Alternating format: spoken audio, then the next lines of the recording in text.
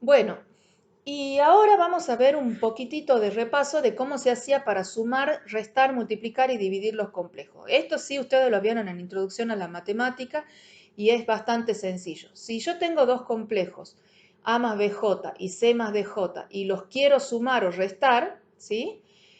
Lo que se hace es, si estoy trabajando con la suma, sumo las partes reales y sumo las partes imaginarias. Y si estoy trabajando con una resta, resto las partes reales y resto las partes imaginarias, así como están puestos acá, ¿sí? Si trabajo con la multiplicación, lo que se hace es aplicar la propiedad distributiva de la multiplicación y entonces multiplico, por ejemplo, A por C, más A por DJ y después BJ por C y BJ por DJ. Entonces, en este último término me va a quedar B por D por J cuadrado, porque estoy multiplicando las dos partes imaginarias y como habíamos visto en la primera diapositiva, J al cuadrado es igual a menos 1, ¿sí? Así que por eso me aparece este signo negativo acá en la resolución de la multiplicación, ¿sí? Ustedes pueden, hay muchos que se aprenden de memoria la fórmula, que la multiplicación de dos complejos, por ejemplo, es A por C menos B por D, más J por B por C más A por D. Como ustedes quieran, pueden saberlo de memoria o pueden hacer la propiedad distributiva. Y la división, ¿cómo se hacía? Cuando yo tengo dos números complejos dividiendo, lo que se hace es tomar el conjugado, ¿sí?, del denominador, que ¿qué es el conjugado? Es a la parte imaginaria cambiarle el signo, como se puso acá, es C por menos D por J. Entonces multiplico y divido por el conjugado y ahí sí aplico la propiedad distributiva tanto en el numerador como en el denominador y me queda esta fórmula que está acá. ¿Por qué multiplico y divido por el conjugado? Porque en el denominador, cuando yo multiplico un número por su conjugado, lo que me da es el cuadrado de su módulo, es decir, C al cuadrado menos D al cuadrado. Esto ustedes lo pueden ver si hacen la propiedad distributiva aquí abajo, se van a dar cuenta que en el denominador me queda C cuadrado menos D cuadrado. Entonces ahí ya puedo hacer todos los cálculos que yo necesite.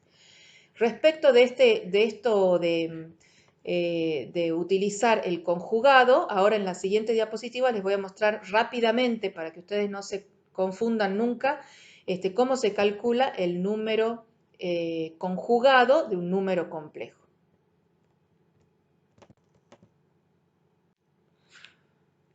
Bueno, entonces, por ejemplo, si yo tengo el número C, el número complejo C, en coordenadas cartesianas 2 más J3, como les decía antes, la forma de conseguir el número conjugado es directamente cambiándole el signo, ¿sí?, a la parte imaginaria, solamente a la parte imaginaria. La parte real queda tal cual. Entonces, si lo vemos gráficamente, este vector original era el vector 2 más 3j, que está ubicado, como ven aquí, en el primer cuadrante.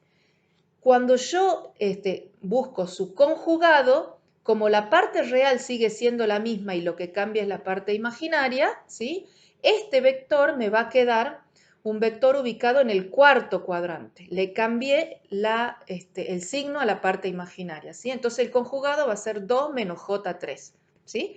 ¿Qué características tiene este vector? El conjugado tiene el mismo módulo que el número complejo original, pero se le cambia el ángulo. Fíjense que si este ángulo era tita, este ángulo para aquí abajo va a ser menos tita, ¿sí? Queda negativo el ángulo. Eso es lo que está puesto aquí en la parte de la derecha de cómo se calcula el complejo conjugado de un número cuando me lo dan en forma polar. Por ejemplo, este número que está acá es el mismo 2 más J3, solamente que pasado a forma polar, que corresponde al número con módulo 2 y ángulos 30 grados. Entonces, si quiero calcular el complejo, en forma polar lo único que tengo que hacer es cambiarle el signo al ángulo. Entonces, en vez de más 30 es menos 30, que es exactamente lo que está dibujado acá. ¿Ven? El número original tenía un ángulo de 30 y un módulo de 2, ¿sí?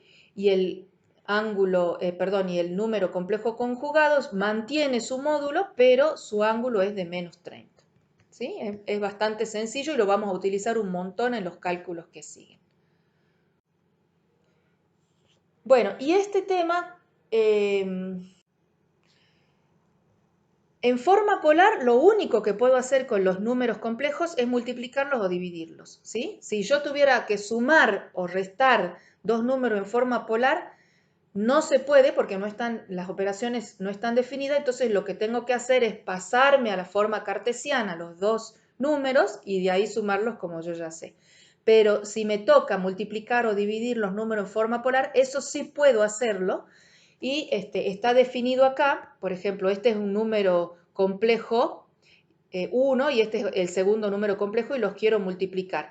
El primer número tiene módulo A1 y ángulo tita 1 y el segundo módulo A2 y ángulo tita 2. Entonces, cuando los multiplico, es bastante sencillo. Lo que se hace es multiplicar los módulos y sumar los ángulos, ¿sí?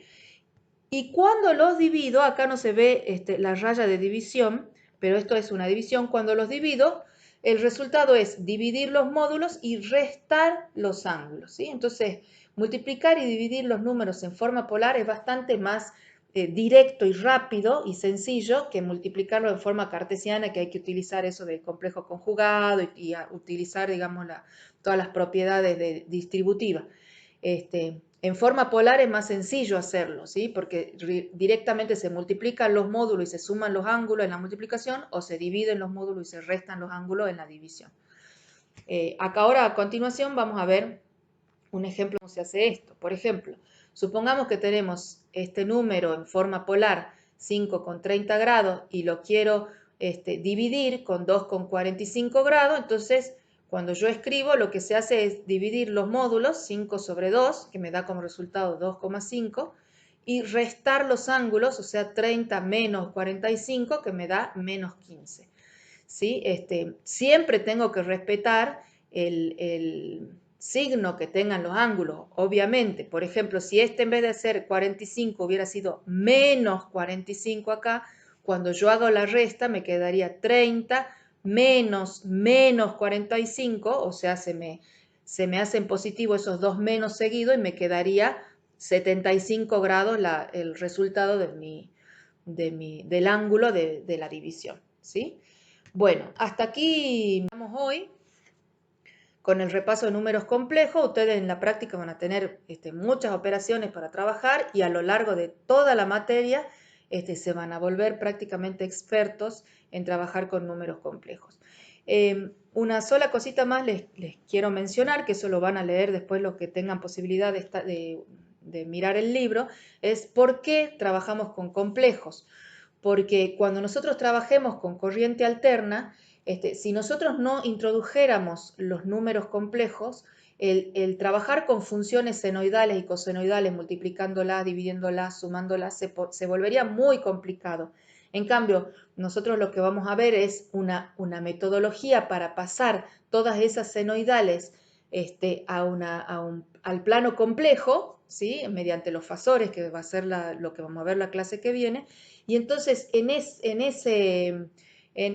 con esta metodología lo que hago simplemente es sumar, restar, multiplicar y dividir números complejos, en vez de multiplicar, sumar, restar o dividir funciones senoidales o cosenoidales, que es mucho más complicado. Entonces se nos simplifica un montón el álgebra, porque utilizamos un álgebra de números complejos y podemos resolver un montón de ejercicios que de otra manera serían muy complicados de resolver. Así que por eso es que estamos estudiando en estos momentos los números complejos. Bueno, espero que les haya resultado sencillo esto. Cualquier cosita consultan por el foro.